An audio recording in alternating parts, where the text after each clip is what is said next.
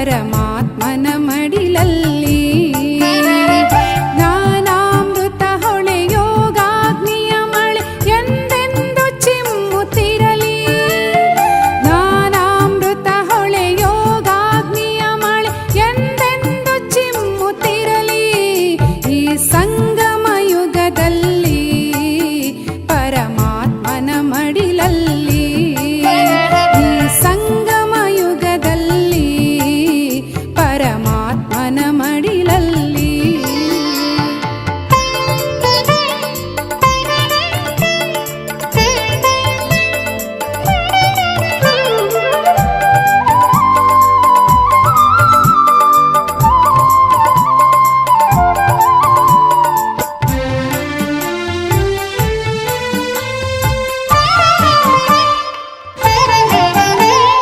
ನೂತನ ಸೃಷ್ಟಿಯ ಕನಸದು ಕಾಣಲಿ, ಗುರಿ ಉದ್ದೇಶವು ಲಕ್ಷ್ಯದಲ್ಲಿರಲಿ.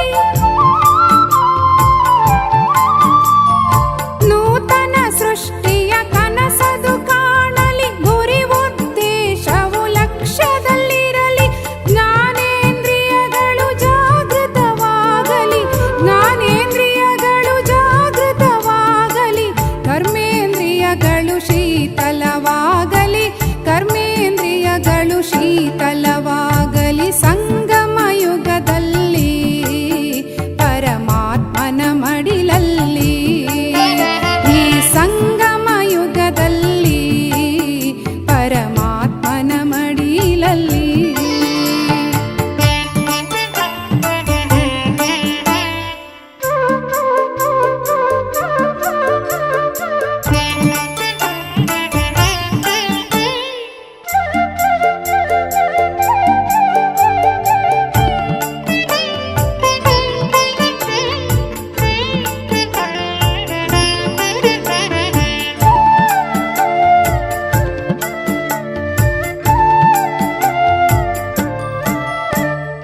ದೃಷ್ಟಿವೃತ್ತಿಯಲ್ಲಿ ಪವಿತ್ರತೆ ಇರಲಿ, ಚಲನವಲನದಲ್ಲಿ ದಿವ್ಯತೆ ಬರಲಿ. ದೃಷ್ಟಿವೃತ್ತಿಯಲ್ಲಿ ಪವಿತ್ರತೆ ಇರಲಿ, ಚಲನವಲನದಲ್ಲಿ ದಿವ್ಯತೆ ಬರಲಿ. ನಾಟಕ ರಂಗದ ನಾಯಕನಾಗಲಿ, ನಾಟಕ ರಂಗದ ನಾಯಕನಾಗಲಿ. ಮಾಯೆಯ ಮೇಲಿನ ವಿಜಯವು ಆಗಲಿ, ಮಾಯೆಯ ಮೇಲಿನ ವಿಜಯವು ಆಗಲಿ. ಸಂಗಮ ಯುಗದಲ್ಲಿ ಪರಮಾತ್ಮನ ಮಡಿಲಲ್ಲಿ. ಈ ಸಂಗಮ ಯುಗದಲ್ಲಿ ಪರಮಾತ್ಮನ ಮಡಿಲಲ್ಲಿ.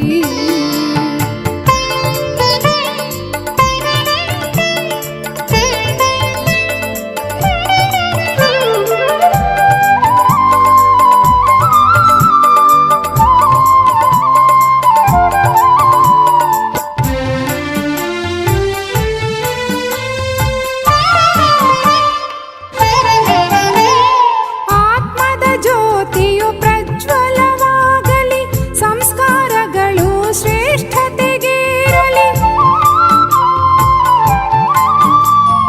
ಆತ್ಮದ ಜ್ಯೋತಿಯು ಪ್ರಜ್ವಲವಾಗಲಿ, ಸಂಸ್ಕಾರಗಳು ಶ್ರೇಷ್ಠತೆಗೇರಲಿ. ದೈವಿ ಗುಣಗಳು ಧಾರಣೆಯಾಗಲಿ, ದೈವಿ ಗುಣಗಳು ಧಾರಣೆಯಾಗಲಿ. ಕೆಸರಲಿ ಕಮಲವು ಅರಳುತ್ತಲಿರಲಿ, ಕೆಸರಲಿ ಕಮಲವು ಅರಳುತ್ತಲಿರಲಿ. ಸಂಗಮ ಯುಗದಲ್ಲಿ ಪರಮಾತ್ಮನ ಮಡಿಲಲ್ಲಿ. ಈ ಸಂಗಮ ಯುಗದಲ್ಲಿ ಪರಮಾತ್ಮನ ಮಡಿಲಲ್ಲಿ. ಈ ಸಂಗಮ ಯುಗದಲ್ಲಿ ಪರಮಾತ್ಮನ ಮಡಿಲಲ್ಲಿ. ಜ್ಞಾನಾಮೃತ ಹೊಳೆ ಯೋಗಾಗ್ನಿಯ ಮಳೆ ಎಂದೆಂದು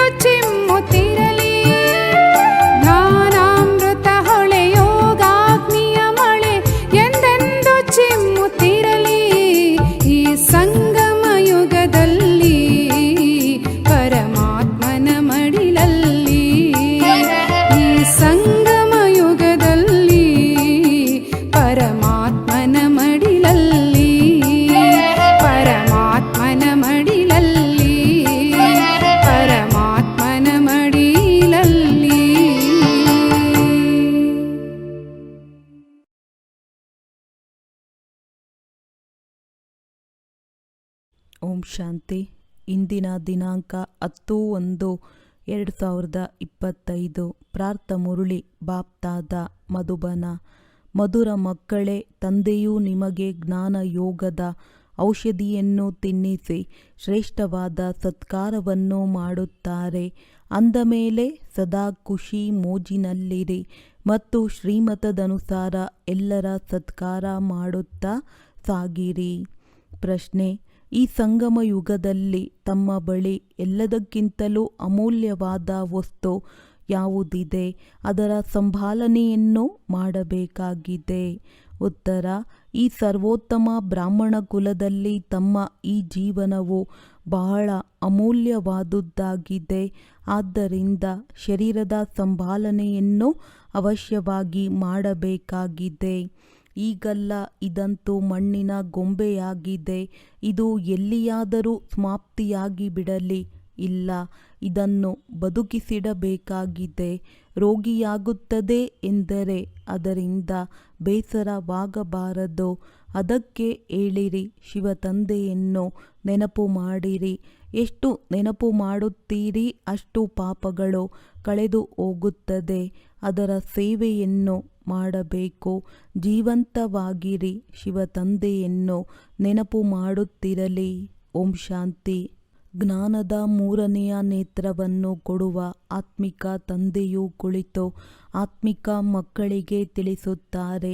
ಜ್ಞಾನದ 3ನೇ ನೇತ್ರವನ್ನು ತಂದೆಯಲ್ಲದೆ ಮತ್ಯಾರೂ ಸಹ ಕೊಡಲು ಸಾಧ್ಯವಿಲ್ಲ. ಈಗ ನೀವು ಮಕ್ಕಳಿಗೆ ಜ್ಞಾನದ 3ನೇ ನೇತ್ರವು ಸಿಕ್ಕಿರುವುದು.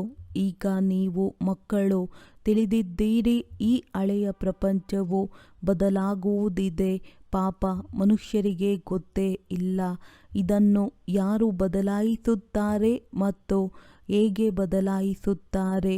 ಏಕೆಂದರೆ ಅವರಿಗೆ ಜ್ಞಾನದ 3ನೇ ನೇತ್ರವೇ ಇಲ್ಲ.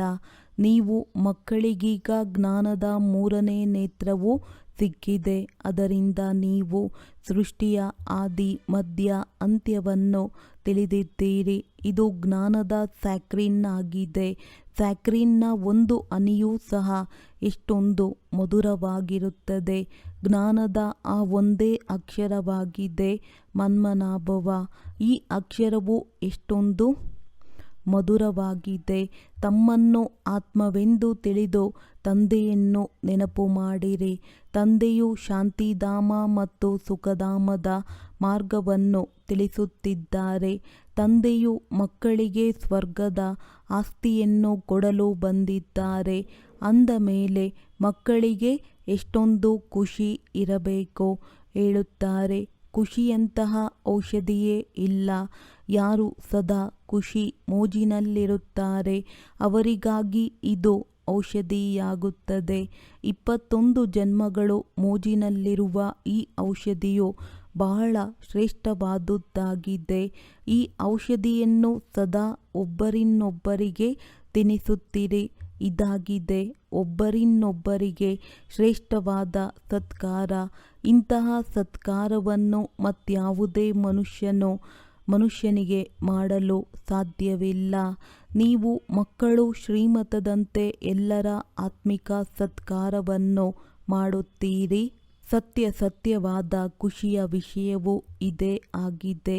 ಯಾರಿಗೆ ಆದರೂ ತಂದೆಯ ಪರಿಚಯವನ್ನು ಕೊಡುವುದು. ಮಧುರ ಮಕ್ಕಳು ತಿಳಿದಿದ್ದಾರೆ. ಬೇಹದ್ದಿನ ತಂದೆಯ ಮೂಲಕ ನಮಗೆ ಜೀವನ್ಮುಕ್ತಿಯ ಉಡುಗೊರೆಯು ಸಿಗುತ್ತದೆ. ಸತ್ಯಯುಗದಲ್ಲಿ ಭಾರತವು ಜೀವನ್ಮುಕ್ತವಿತ್ತು, ಪಾವನವಿತ್ತು.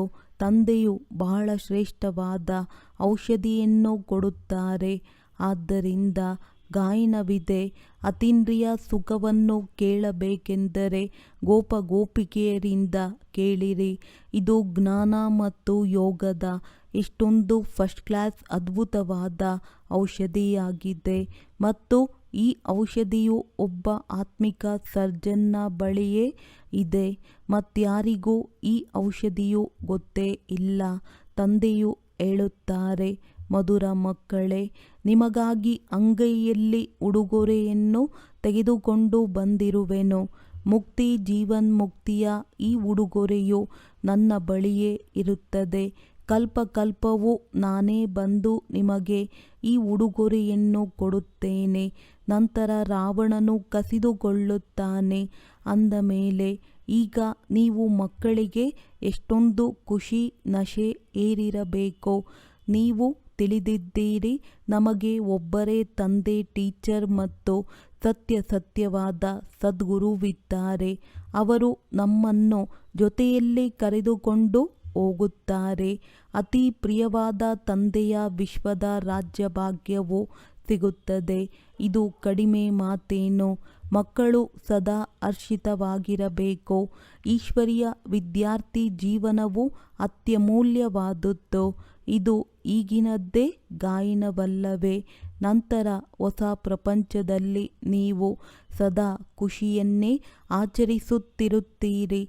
ಪ್ರಪಂಚದವರು ತಿಳಿದಿಲ್ಲ ಸತ್ಯವಾದ ಖುಷಿಯು ಯಾವಾಗ ಆಚರಿಸುತ್ತಾರೆ ಎಂದು. ಮನುಷ್ಯರಿಗಂತೂ ಸತ್ಯಯುಗದ ಜ್ಞಾನವೇ ಇಲ್ಲ. ಆದ್ದರಿಂದ ಇಲ್ಲಿಯೇ ಆಚರಿಸುತ್ತಾರೆ. ಆದರೆ ಈ ಹಳೆಯ ತಮೋಪ್ರಧಾನ ಪ್ರಪಂಚದಲ್ಲಿ ಖುಷಿ ಎಲ್ಲಿಂದ ಬರುವುದೋ? ಇಲ್ಲಂತೂ ಅಯ್ಯೋ ಅಯ್ಯೋ ಎನ್ನುತ್ತಿರುತ್ತಾರೆ. ಎಷ್ಟೊಂದು ದುಃಖದ ಪ್ರಪಂಚವಾಗಿದೆ. ತಂದೆಯು ನೀವು ಮಕ್ಕಳಿಗೆ ಎಷ್ಟೊಂದು ಸಹಜ ಮಾರ್ಗವನ್ನು ತಿಳಿಸುತ್ತಾರೆ. ಗೃಹಸ್ಥ ವ್ಯವಹಾರದಲ್ಲಿರುತ್ತಾ ಕಮಲಪುಷ್ಪ ಸಮಾನವಿರಿ. ಕಾರ್ಯವ್ಯವಹಾರಗಳು ಮುಂತಾದವನ್ನು ಮಾಡುತ್ತಿದ್ದರೂ ನನ್ನನ್ನು ನೆನಪು ಮಾಡುತ್ತೀರಿ. ಹೇಗೆ ಪ್ರಿಯತಮ ಮತ್ತು ಪ್ರಿಯತಮೆಯರಿರುತ್ತಾರೆ, ಅವರಂತೂ ಒಬ್ಬರಿನ್ನೊಬ್ಬರನ್ನು ನೆನಪು ಮಾಡುತ್ತಿರುತ್ತಾರೆ. ಇಲ್ಲಿ ಈ ಮಾತಿಲ್ಲ. ಇಲ್ಲಂತೂ ನೀವೆಲ್ಲರೂ ಒಬ್ಬ ಪ್ರಿಯತಮನಿಗೆ ಜನ್ಮ ಜನ್ಮಾಂತರದಿಂದ ಪ್ರಿಯತಮೆಯಾಗಿದ್ದೀರಿ. ತಂದೆಯು ನಿಮಗೆಂದಿಗೂ ಪ್ರಿಯತಮೆಯಾಗುವುದಿಲ್ಲ. ನೀವು ಆ ಪ್ರಿಯತಮನು ಬರುವುದಕ್ಕಾಗಿ ನೆನಪು ಮಾಡುತ್ತಾ ಬಂದಿದ್ದೀರಿ. ಯಾವಾಗ ದುಃಖವು ಹೆಚ್ಚಾಗುತ್ತದೆಯೋ ಆಗ ಹೆಚ್ಚು ಸ್ಮರಿಸುತ್ತೀರಿ. ಆ ಸಮಯದ ಗಾಯನವೂ ಇದೆ. ದುಃಖದಲ್ಲಿ ಎಲ್ಲರೂ ಸ್ಮರಿಸುತ್ತಾರೆ, ಸುಖದಲ್ಲಿ ಯಾರೂ ಮಾಡುವುದಿಲ್ಲ. ಈ ಸಮಯದಲ್ಲಿ ತಂದೆಯು ಸರ್ವಶಕ್ತಿವಂತನಿದ್ದಾರೆ. ಪ್ರತಿದಿನದಲ್ಲಿ ಮಾಯೆಯು ಸರ್ವಶಕ್ತಿವಂತ ತಮೋಪ್ರಧಾನವಾಗುತ್ತಾ ಹೋಗುತ್ತದೆ. ಆದ್ದರಿಂದ ಈಗ ತಂದೆಯು ಹೇಳುತ್ತಾರೆ, ಮಧುರ ಮಕ್ಕಳೇ, ದೇಹಿ ಅಭಿಮಾನಿಯಾಗಿರಿ. ತಮ್ಮನ್ನು ಆತ್ಮವೆಂದು ತಿಳಿದು ತಂದೆಯಾದ ನನ್ನನ್ನು ನೆನಪು ಮಾಡಿರಿ ಮತ್ತು ಜೊತೆಗೆ ದೈವಿ ಗುಣಗಳನ್ನು ಧಾರಣೆ ಮಾಡಿಕೊಳ್ಳಿರಿ. ಆಗ ಹೀಗೆ ಲಕ್ಷ್ಮೀ ನಾರಾಯಣ ಆಗಿಬಿಡುತ್ತೀರಿ. ಈ ವಿದ್ಯೆಯಲ್ಲಿ ಮುಖ್ಯವಾದ ಮಾತಿರುವುದೇ ನೆನಪಿನ ಮಾತು. ಸರ್ವಶ್ರೇಷ್ಠ ತಂದೆಯನ್ನು ಬಹಳ ಪ್ರೀತಿ ಸ್ನೇಹದಿಂದ ನೆನಪು ಮಾಡಬೇಕಾಗಿದೆ. ಆ ಸರ್ವಶ್ರೇಷ್ಠ ತಂದೆಯೇ ಹೊಸ ಪ್ರಪಂಚದ ಸ್ಥಾಪನೆ ಮಾಡುವವರಾಗಿದ್ದಾರೆ. ತಂದೆಯು ಹೇಳುತ್ತಾರೆ, ನಾನು ನೀವು ಮಕ್ಕಳನ್ನು ವಿಶ್ವದ ಮಾಲೀಕರನ್ನಾಗಿ ಮಾಡಲು ಬಂದಿರುವೆನು. ಆದ್ದರಿಂದ ಈಗ ನನ್ನನ್ನು ನೆನಪು ಮಾಡುತ್ತೀರೆಂದರೆ ನಿಮ್ಮ ಅನೇಕ ಜನ್ಮಗಳ ಪಾಪಗಳು ಕಳೆದು ಹೋಗುತ್ತವೆ. ಪತಿತ ಪಾವನ ತಂದೆಯು ಹೇಳುತ್ತಾರೆ, ನೀವು ಬಹಳ ಪತಿತರಾಗಿ ಬಿಟ್ಟಿದ್ದೀರಿ. ಆದ್ದರಿಂದ ಈಗ ನನ್ನನ್ನು ನೆನಪು ಮಾಡುತ್ತೀರೆಂದರೆ ನೀವು ಪಾವನರಾಗಿ ಮತ್ತು ಪಾವನ ಪ್ರಪಂಚದ ಮಾಲೀಕರಾಗಿ ಬಿಡುತ್ತೀರಿ. ಪತಿತ ಪಾವನ ತಂದೆಯನ್ನೇ ಕರೆಯುತ್ತಾರಲ್ಲವೇ? ಈಗ ತಂದೆಯು ಬಂದಿದ್ದಾರೆಂದರೆ ಅವಶ್ಯವಾಗಿ ಪಾವನರಾಗಬೇಕಾಗುತ್ತದೆ. ತಂದೆಯು ದುಃಖಹರ್ತ ಸುಖಕರ್ತನಿದ್ದಾರೆ. ಅವಶ್ಯವಾಗಿ ಸತ್ಯಯುಗದಲ್ಲಿ ಪಾವನ ಪ್ರಪಂಚವಿತ್ತು.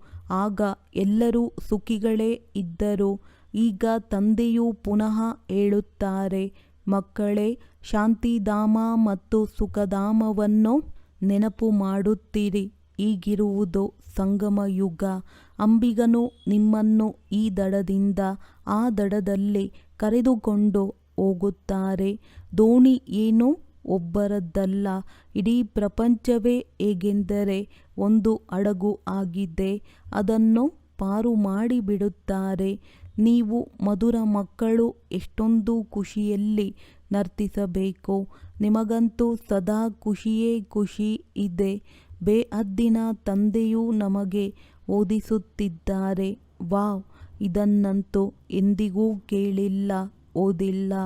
ಭಗವಾನುವಾಚ, ನಾನು ನೀವು ಆತ್ಮಿಕ ಮಕ್ಕಳಿಗೆ ರಾಜಯೋಗವನ್ನು ಕಲಿಸುತ್ತಿದ್ದೇನೆ ಅಂದ ಮೇಲೆ ಪೂರ್ಣ ರೀತಿಯಿಂದ ಕಲಿಯಬೇಕು, ಧಾರಣೆ ಮಾಡಿಕೊಳ್ಳಬೇಕು, ಪೂರ್ಣ ರೀತಿಯಿಂದ ಓದಬೇಕಾಗಿದೆ.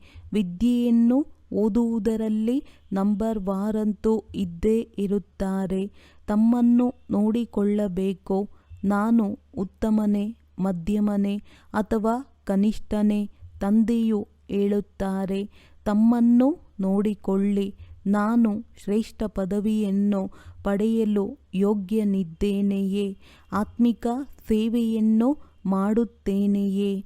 ಏಕೆಂದರೆ ತಂದೆಯು ಹೇಳುತ್ತಾರೆ, ಮಕ್ಕಳೇ, ಸೇವಾದಾರಿಯಾಗಿರಿ, ಫಾಲೋ ಮಾಡಿರಿ. ನಾನು ಬಂದಿರುವುದೇ ಸೇವೆಗಾಗಿ. ಪ್ರತಿನಿತ್ಯವೂ ಸೇವೆಯನ್ನು ಮಾಡುತ್ತೇನೆ. ಆದ್ದರಿಂದಲೇ ಈ ರಥವನ್ನು ತೆಗೆದುಕೊಂಡಿದ್ದೇನೆ. ಈ ರಥವು ರೋಗಿಯಾಗಿ ಬಿಡುತ್ತದೆ ಎಂದರೆ ನಾನು ಇದರಲ್ಲಿ ಕುಳಿತು ಮುರುಳಿಯನ್ನು ಬರೆಯುತ್ತೇನೆ. ಮುಖದಿಂದಂತೂ ಹೇಳಲು ಸಾಧ್ಯವಾಗುವುದಿಲ್ಲವೆಂದರೆ ನಾನು ಬರೆದು ಬಿಡುತ್ತೇನೆ.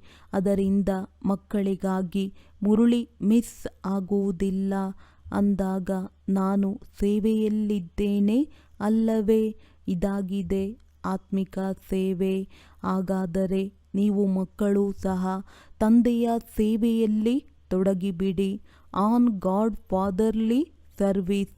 ಯಾರು ಒಳ್ಳೆಯ ಪುರುಷಾರ್ಥ ಮಾಡುತ್ತಾರೆ, ಒಳ್ಳೆಯ ಸೇವೆ ಮಾಡುತ್ತಾರೆ, ಅವರನ್ನು ಮಹಾವೀರನೆಂದು ಹೇಳಲಾಗುತ್ತದೆ, ನೋಡಲಾಗುತ್ತದೆ. ಯಾರು ಮಹಾವೀರನಾಗಿದ್ದಾರೆ ಅವರು ತಂದೆಯ ನಿರ್ದೇಶನಾನುಸಾರವಾಗಿ ನಡೆಯುತ್ತಾರೆಯೇ?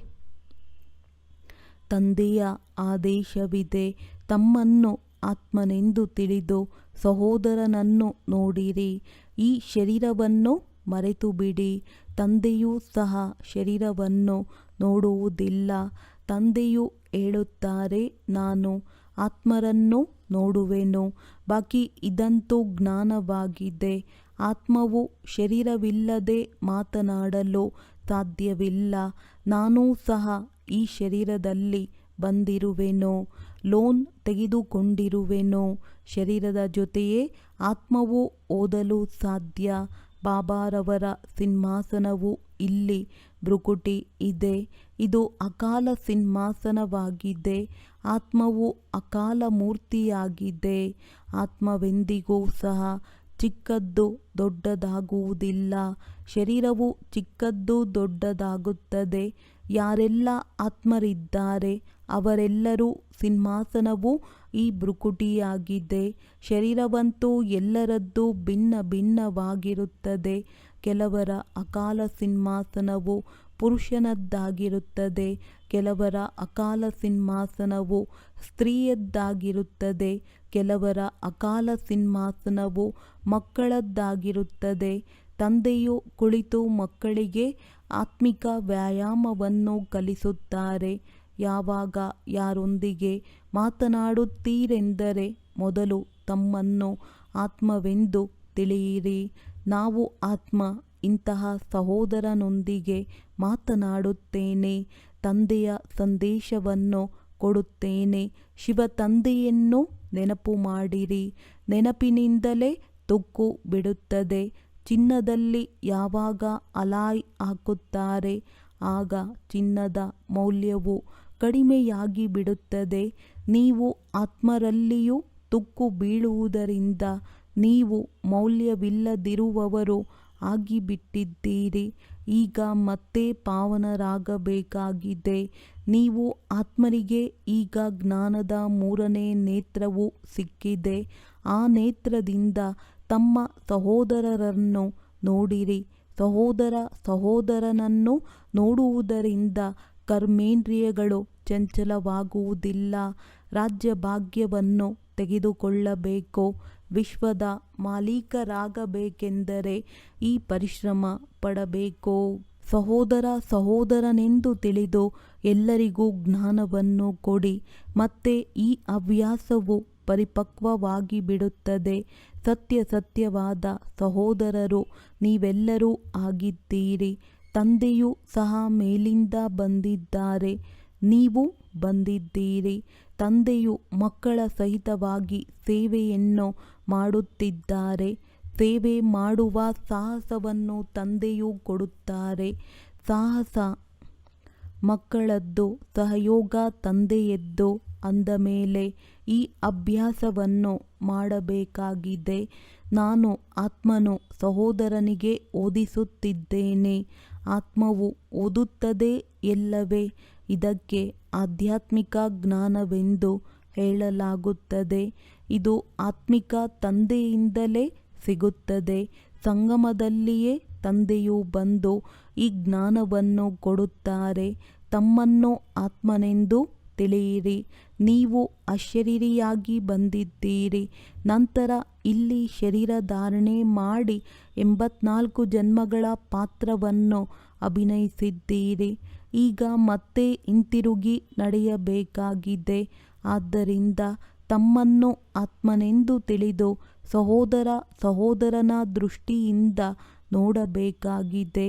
ಈ ಪರಿಶ್ರಮ ಪಡಬೇಕಾಗಿದೆ. ತಮ್ಮ ಪರಿಶ್ರಮ ಮಾಡಬೇಕಾಗಿದೆ. ಇನ್ನೊಬ್ಬರಲ್ಲಿ ನಮ್ಮದೇನು ಹೋಗುತ್ತದೆ? ಮನೆಯೇ ಮೊದಲ ಪಾಠಶಾಲೆ. ಅರ್ಥಾತ್ ಮೊದಲು ಸ್ವಯಂವನ್ನು ಆತ್ಮವೆಂದು ತಿಳಿದು ನಂತರ ಸಹೋದರರಿಗೆ ತಿಳಿಸಿರಿ. ಆಗ ಬಹಳ ಚೆನ್ನಾಗಿ ಬಾಣ ನಾಟುತ್ತದೆ. ಈ ಅರಿತವನ್ನು ತುಂಬಬೇಕಾಗಿದೆ. ಪರಿಶ್ರಮ ಪಟ್ಟಾಗಲೇ ಶ್ರೇಷ್ಠ ಪದವಿಯನ್ನು ಪಡೆಯುವಿರಿ. ಇದರಲ್ಲಿ ಸ್ವಲ್ಪ ಸಹನೆಯನ್ನು ಮಾಡಬೇಕಾಗುತ್ತದೆ. ಒಬ್ಬರ ಮುಖದ ಚಪ್ಪಾಳೆಯಾಯಿತು, ಇನ್ನೊಬ್ಬರು ಶಾಂತ ಮಾಡಿಬಿಡುತ್ತೀರೆಂದರೆ ಅವರು ತಾವಾಗಿಯೇ ಶಾಂತವಾಗಿ ಬಿಡುತ್ತಾರೆ. ಚಪ್ಪಾಳೆಯೊಂದಿಗೆ ಚಪ್ಪಾಳೆಯನ್ನು ಹಾಕುವುದರಿಂದ ಶಬ್ದವೂ ಉಂಟಾಗುತ್ತದೆ. ಮಕ್ಕಳು ಒಬ್ಬರಿನ್ನೊಬ್ಬರ ಕಲ್ಯಾಣ ಮಾಡಬೇಕಾಗಿದೆ. ತಂದೆಯು ತಿಳಿಸುತ್ತಾರೆ, ಮಕ್ಕಳೇ, ಸದಾ ಖುಷಿಯಲ್ಲಿರಲು ಬಯಸುತ್ತೀರೆಂದರೆ ಮನ್ಮನಾಭವ.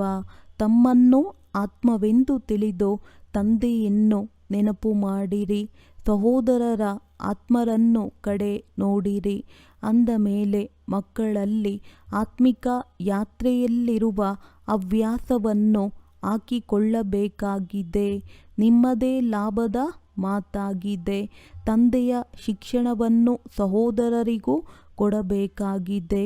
ತಂದೆಯು ಹೇಳುತ್ತಾರೆ, ನಾನು ನೀವು ಆತ್ಮರಿಗೆ ಜ್ಞಾನವನ್ನು ಕೊಡುತ್ತಿದ್ದೇನೆ.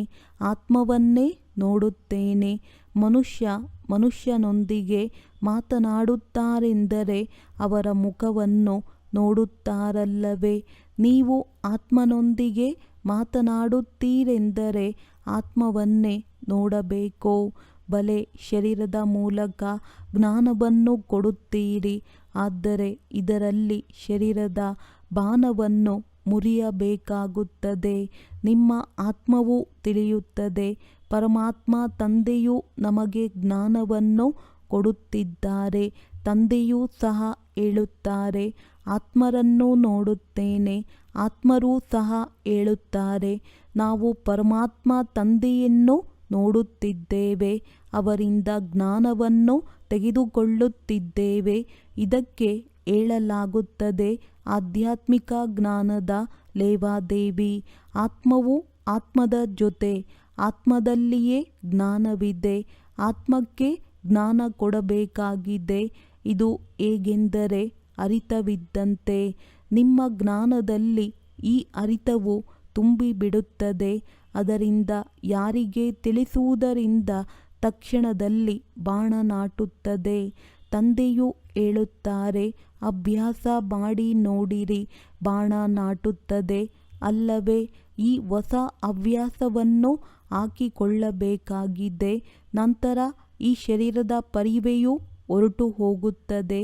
ಮಾಯೆಯ ಬಿರುಗಾಳಿಯು ಕಡಿಮೆಯಾಗುತ್ತದೆ. ಕೆಟ್ಟ ಸಂಕಲ್ಪವೂ ಬರುವುದಿಲ್ಲ, ಕೆಟ್ಟ ದೃಷ್ಟಿಯೂ ಇರುವುದಿಲ್ಲ. ನಾವು ಆತ್ಮ 84ರ ಚಕ್ರವನ್ನು ಸುತ್ತಿದೆವು. ಈಗ ನಾಟಕವು ಪೂರ್ಣವಾಗುತ್ತದೆ. ಈಗ ತಂದೆಯ ನೆನಪಿನಲ್ಲಿರಬೇಕು. ನೆನಪಿನಿಂದಲೇ ತಮೋಪ್ರಧಾನದಿಂದ ಸತೋಪ್ರಧಾನರಾಗಿ ಸತೋಪ್ರಧಾನ ಪ್ರಪಂಚದ ಮಾಲೀಕರಾಗಿ ಬಿಡುತ್ತೇವೆ. ಎಷ್ಟು ಸಹಜವಿದೆ, ತಂದೆಗೆ ಗೊತ್ತಿದೆ. ಮಕ್ಕಳಿಗೆ ಈ ಶಿಕ್ಷಣವನ್ನು ಕೊಡುವುದೂ ಸಹ ನನ್ನದೇ ಪಾತ್ರವಾಗಿದೆ. ಹೊಸ ಮಾತೇನಿಲ್ಲ. ಪ್ರತಿ 5000 ವರ್ಷಗಳ ನಂತರ ನಾವು ಬರಬೇಕಾಗುತ್ತದೆ. ನಾನು ಬಂಧಿಸಲ್ಪಟ್ಟಿದ್ದೇನೆ. ಮಕ್ಕಳಿಗೆ ಕುಳಿತು ತಿಳಿಸುತ್ತೇನೆ, ಮಧುರ ಮಕ್ಕಳೇ, ಆತ್ಮಿಕ ನೆನಪಿನ ಯಾತ್ರೆಯಲ್ಲಿರಿ. ಆಗ ಅಂತ್ಯಮತಿ ಸೋಗತಿಯಾಗಿ ಬಿಡುತ್ತದೆ. ಇದು ಅಂತ್ಯಕಾಲವಾಗಿದೆ ಎಲ್ಲವೇ. ನನ್ನೊಬ್ಬನನ್ನೇ ನೆನಪು ಮಾಡುತ್ತೀರೆಂದರೆ ನಿಮ್ಮ ಸದ್ಗತಿಯಾಗಿ ಬಿಡುತ್ತದೆ. ನೆನಪಿನ ಯಾತ್ರೆಯಿಂದ ಶಕ್ತಿಶಾಲಿಯಾಗಿ ಬಿಡುತ್ತೀರಿ. ಈ ದೇಹಿ ಅಭಿಮಾನಿಯಾಗುವ ಶಿಕ್ಷಣವು ನೀವು ಮಕ್ಕಳಿಗೆ ಒಂದೇ ಬಾರಿ ಸಿಗುತ್ತದೆ.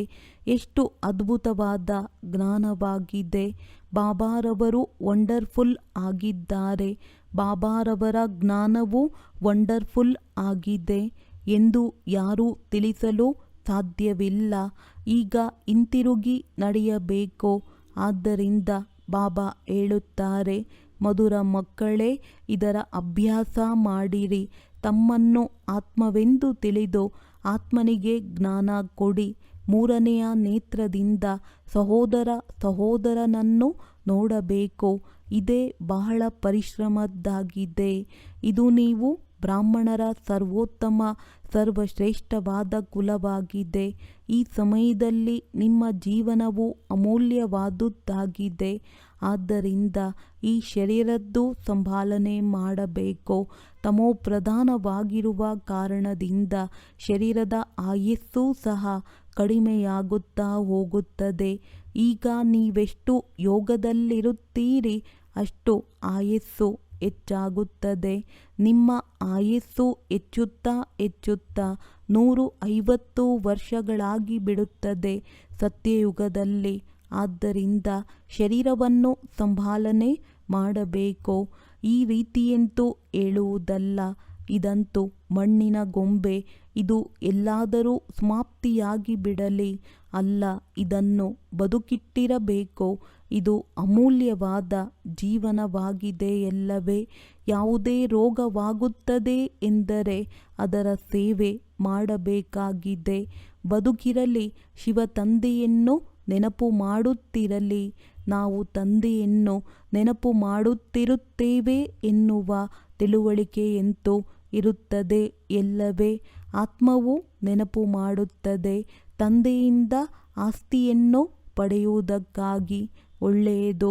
ಮಧುರಾತಿ ಮಧುರ ಅಗಲಿ ಮರಳಿ ಸಿಕ್ಕಿರುವ ಮಕ್ಕಳ ಪ್ರತಿ ಮಾತ್ಪಿತಾ ಬಾಪ್ ದಾದಾರವರ ನೆನಪು, ಪ್ರೀತಿ ಹಾಗೂ ಸುಪ್ರಭಾತ. ಆತ್ಮಿಕ ತಂದೆಯ ಆತ್ಮಿಕ ಮಕ್ಕಳಿಗೆ ನಮಸ್ತೆ. ಧಾರಣೆಗಾಗಿ ಮುಖ್ಯ ಸಾರ. ತಮ್ಮನ್ನು ನೋಡಿಕೊಳ್ಳಿರಿ. ನಾನು ಪುರುಷಾರ್ಥದಲ್ಲಿ ಉತ್ತಮನೇ, ಮಧ್ಯಮನೇ ಅಥವಾ ಕನಿಷ್ಠವಾಗಿದ್ದೇನೆಯೇ? ನಾನು ಶ್ರೇಷ್ಠ ಪದವಿಯನ್ನು ಪಡೆಯಲು ಯೋಗ್ಯನಾಗಿದ್ದೇನೆಯೇ? ನಾನು ಆತ್ಮಿಕ ಸೇವೆಯನ್ನು ಮಾಡುತ್ತೇನೆಯೇ? 3ನೇ ನೇತ್ರದಿಂದ ಆತ್ಮ ಸಹೋದರನನ್ನು ನೋಡಿರಿ. ಸಹೋದರನೆಂದು ತಿಳಿದು ಎಲ್ಲರಿಗೂ ಜ್ಞಾನವನ್ನು ಕೊಡಿ. ಆತ್ಮಿಕ ಸ್ಥಿತಿಯಲ್ಲಿರುವ ಹವ್ಯಾಸವನ್ನು ಹಾಕಿಕೊಳ್ಳುತ್ತೀರೆಂದರೆ ಕರ್ಮೇಂದ್ರಿಯಗಳು ಚಂಚಲವಾಗುವುದಿಲ್ಲ. ವರದಾನ: ಬ್ರಹ್ಮ ತಂದೆಯ ಸಮಾನ ಮಹಾತ್ಯಾಗದಿಂದ ಮಹಾನ್ ಭಾಗ್ಯ ಮಾಡುವಂಥವರೇ ಫರಿಷ್ಠಾ ಸೋ ವಿಶ್ವ ಮಹಾರಾಜನ್ ಭವ. ಫರಿಷ್ಠೆ ಸೋ ವಿಶ್ವ ಮಹಾರಾಜರಾಗುವ ವರದಾನ ಎಂತಹ ಮಕ್ಕಳಿಗೆ ಪ್ರಾಪ್ತಿಯಾಗುತ್ತದೆ? ಯಾರು ಬ್ರಹ್ಮ ತಂದೆಯ ಪ್ರತಿ ಕರ್ಮರೂಪಿ ಹೆಜ್ಜೆ ಹಿಂದೆ ಹೆಜ್ಜೆಯನ್ನು ಇಡುವವರು, ಯಾರ ಮನಸ್ಸು, ಬುದ್ಧಿ, ಸಂಸ್ಕಾರ ಸದಾ ತಂದೆಯ ಮುಂದೆ ಸಮರ್ಪಿತವಾಗಿದೆ. ಹೇಗೆ ಬ್ರಹ್ಮ ತಂದೆಯು ಇದೇ ಮಹಾ ತ್ಯಾಗದಿಂದ ಮಹಾನ್ ಭಾಗ್ಯ ಪ್ರಾಪ್ತಿ ಮಾಡಿಕೊಂಡಿದ್ದಾರೆ ಅಥವಾ ಸರ್ವಸ್ವ ತ್ಯಾಗಿಯಾಗಿದ್ದಾರೆ. ಸಂಸ್ಕಾರ ರೂಪದಿಂದಲೂ ವಿಕಾರಗಳ ವಂಶದ ತ್ಯಾಗ ಮಾಡುವರು. ಸ್ಲೋಗನ್: ಈಗ ಎಲ್ಲ ಆಧಾರ ಮುರಿಯುವುದಿದೆ. ಇದಕ್ಕಾಗಿ ಒಬ್ಬ ತಂದೆಯನ್ನು ತಮ್ಮ ಆಧಾರವನ್ನಾಗಿ ಮಾಡಿಕೊಳ್ಳಿ. ತಮ್ಮ ಶಕ್ತಿಶಾಲಿ ಮನಸ್ಸ ಮೂಲಕ ಸಕಾಶ ಕೊಡುವ ಸೇವೆಯನ್ನು ಮಾಡಿರಿ. ಇಷ್ಟೊಂದು ಇಡೀ ಪ್ರಕೃತಿಯನ್ನು ಪರಿವರ್ತನೆ ಮಾಡುವುದು ತಮೋಗುಣಿ ಸಂಸ್ಕಾರವುಳ್ಳ ಆತ್ಮರ ತಮೋಗುಣಿ ವೈಬ್ರೇಷನ್ ಅನ್ನು ಬದಲಾಯಿಸುವುದು ಮತ್ತು ಸ್ವಯಂವನ್ನು ಇಂತಹ ನರಕ ವಾಯುಮಂಡಲದ ವೈಬ್ರೇಷನ್ನಿಂದ ಸುರಕ್ಷಿತವಾಗಿಟ್ಟು ಮತ್ತು ಆ ಆತ್ಮಗಳಿಗೆ ಸಹಯೋಗ ಕೊಡುವುದು. ಈ ವಿಶಾಲ ಕಾರ್ಯಕ್ಕಾಗಿ ಮನಸ್ಸನ್ನು ಶುಭ ಭಾವನೆಗಳಿಂದ ಸಂಪನ್ನ ಶಕ್ತಿಶಾಲಿಯನ್ನಾಗಿ ಮಾಡಿ. ಒಳ್ಳೆಯದು. ಓಂ ಶಾಂತಿ.